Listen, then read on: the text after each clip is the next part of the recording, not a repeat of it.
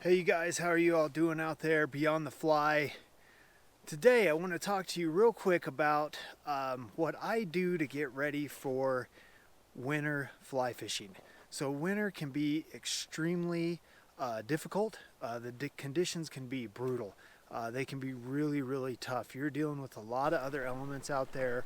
Sometimes you got lower flows, you got the temperature, you got snow, you got continued and constant storm systems moving in and out, and then it just gets freezing at night. So there's a lot of variables to winter and the winter conditions when it comes to fly fishing.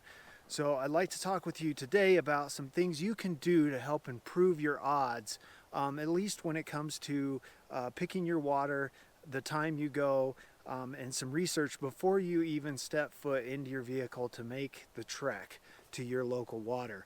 And when I'm talking tailwaters, I'm talking, for Colorado, we're talking like Cheeseman, Blue River, Williams Fork. So tailwaters that you can get to that they're usually continuing to let water out. So those are the type of waters, nothing freestoned. A lot of that gets frozen over in Colorado. So we are still able to get out and fish those tailwaters. So some things that I do, everybody's a little bit different. If I have time to do the research, and I'm talking for me, my health, it's always spur of the moment.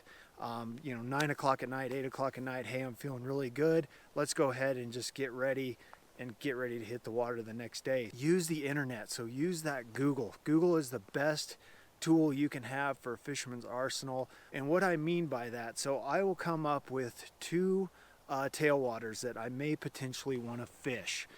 Once I have those two designated where I'm like, okay, yeah, that sounds good, it feels good, I'm immediately gonna check flow. Flow is number one. So you can get on, there's various apps that you can get. I absolutely love them. River Data is probably the best app that I use. Everything's current, it's up to date, but I'll put everything below so you can do that. So I'm gonna check flow. Once I know flow, if I see one of the tailwaters had a bump of flow, I'm most likely gonna go to that tailwater over one that's been, say, running 50 CFS. And that's gonna give me more of an advantage to hunt these trouts down. That flow comes up. When it bumps up, it gives you the opportunity, it gives the fish the opportunity to go from that really tight, deep water where they school together, their bellies on the ground. They're not gonna move from that in the winter. So when that flow bumps up, man, that is your golden ticket. With the more water coming down, you're gonna get more bugs moving. It's also the water temperatures is gonna slightly come up. And that is huge for you when you're going to go out there and you're going to tackle winter, you're going to get on the water and you're going to seek some of those rewards. The next thing I'm going to do when I have that particular water stretched out, I'm going to dig through fly fishing reports. Look up every single shop that there is in that area and see if they've had anything updated, or even if they haven't, it's a month old, 2 weeks old, a week old, whatever. When you take a snapshot of what everybody's saying from their website and what they've updated as far as, hey, here's the best possible bugs to use, you can start to put the picture together and find the common insects that are working. So I will lay that out. I'll check 3, 4, 5 different sites, especially if I can't get into a local fly shop. That's the best thing I like to do, is go see a local fly shop, support them, buy a few flies from them, especially if you're going to ask them, hey, I'm heading to such and such tailwater, what might be the best option for me? So just buy a couple of flies from them to say thank you. It goes a long way. You're supporting our fishing community with that. Or buy some material that you can use to tie the fly up yourself. And I've got a common flies that are being used. That's what I'm going to make sure I have, or I'm going to tie up.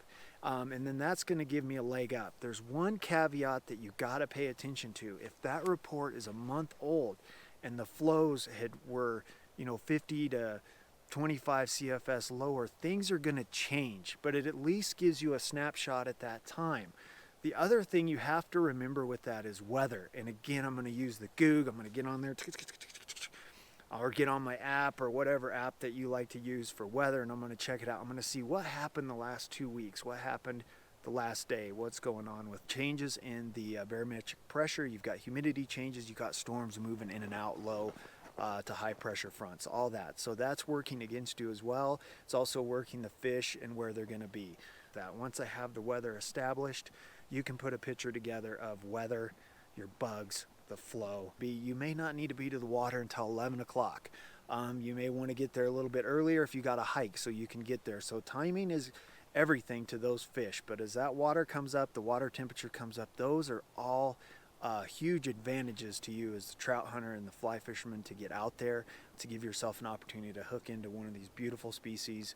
And you can say that you tackled and you conquered, your local tailwater, and it just feels really good. So it helps you to have a little bit more confidence if you already know that. And if it doesn't work, at least you are paying attention to what's going on. It painted you a picture, and you may get to the water and the wind's blowing, and there's not a cloud in the sky, or the temperature didn't come up like it was saying. That's part of the element. That's part of mama nature. That's part of the game. You've got to adapt. Don't be afraid to adjust. Maybe change the color pattern up a little bit of what your common bugs were that you wrote down and that you found. So just be open-minded out there. Just pay attention to your surroundings, what's going on the water.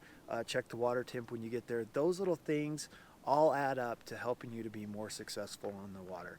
I hope you enjoyed this tidbit from Beyond the Fly. Thanks for watching, being a part of the channel. Hit that subscribe button. We'll catch you all next time.